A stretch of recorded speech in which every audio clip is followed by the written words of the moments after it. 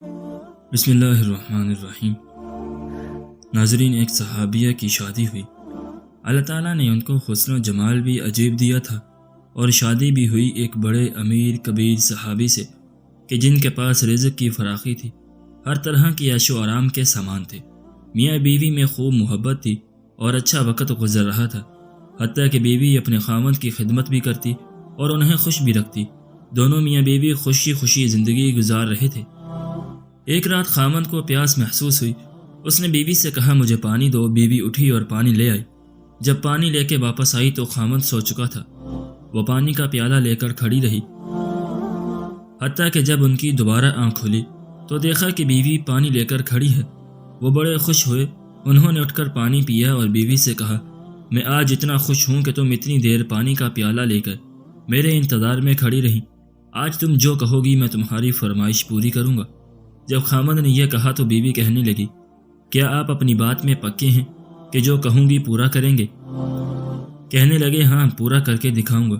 کہنے لگی کہ اچھا، پھر آپ مجھے طلاق دے کر فارغ کر دیجئے۔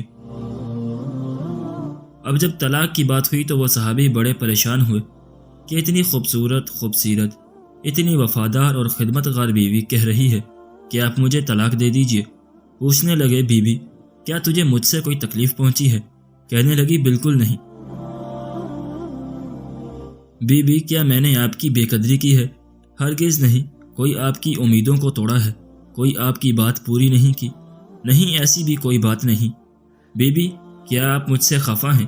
کہنے لگی، ہرگز نہیں۔ تو پھر مجھ سے طلاق کیوں چاہتی ہیں؟ کیا آپ مجھے پسند نہیں کرتی؟ کہنے لگی، یہ بات بھی نہیں، پسند بھی بہت کرتی ہوں، محبت بھی کرتی ہوں، اسی لیے تو خدمت کرتی ہوں۔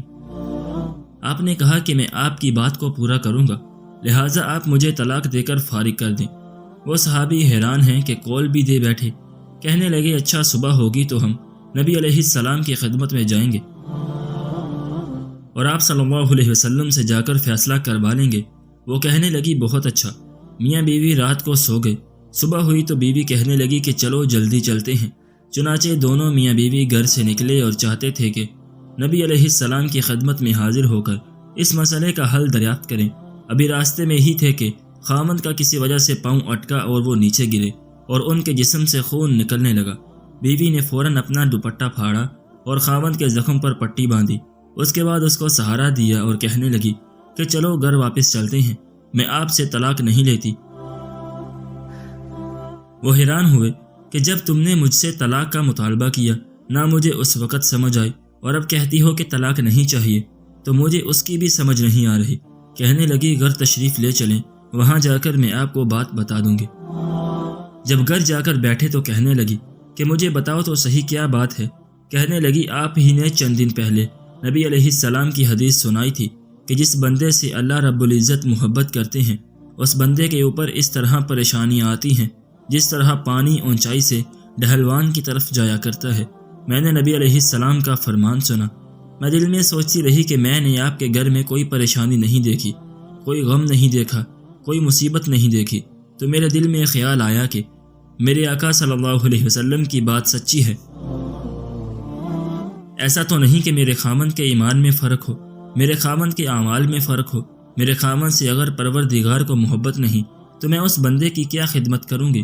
اس لیے جب آپ نے کہا کہ میں تمہاری بات پوری کروں گا تو میں نے کہا کہ میں اس بندے سے طلاق چاہتی ہوں جس سے میرے پروردگار محبت نہیں کرتے۔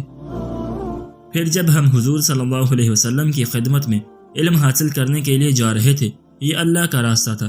آپ گرے اور خون نکلا تو میں فوراً سمجھ گئی کہ آپ کو اللہ کے راستے کا غم پہنچا، مصیبت پہنچی، تکلیف پہنچی۔ یقیناً اللہ تعالیٰ کو آپ سے پیار ہے، اور یہ اللہ تعالیٰ نے آپ کو اپنی ناراضگی کی وجہ سے خوشیاں نہیں دی ہوئیں، بلکہ اللہ تعالیٰ کو آپ سے محبت ہے۔ اب مجھے طلاق لینے کی کوئی ضرورت نہیں، اس لیے میں ساری زندگی آپ کی خادمہ بن کر آپ کی خدمت کیا کروں گی۔ سبحان اللہ۔ سوچ کر حیران ہوتے ہیں کہ ان کی نگاہ کہاں پہنچا کرتی تھی۔ ہے کوئی عورت جس کی سوچ آج ایسی ہو؟ ہے کوئی مرد جس کی سوچ آج ایسی ہو؟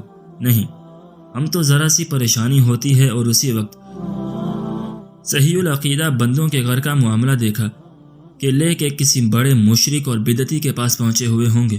ایسے بندے کے پاس پہنچیں گے جو خود بھی جاہل ہوگا اور دوسروں کے ایمان کا بھی جنازہ نکالے گا۔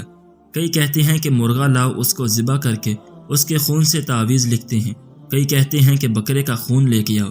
ایسے عجیب و غریب احوال ہیں کہ میرے دوستوں کہنے کے قابل بھی نہیں۔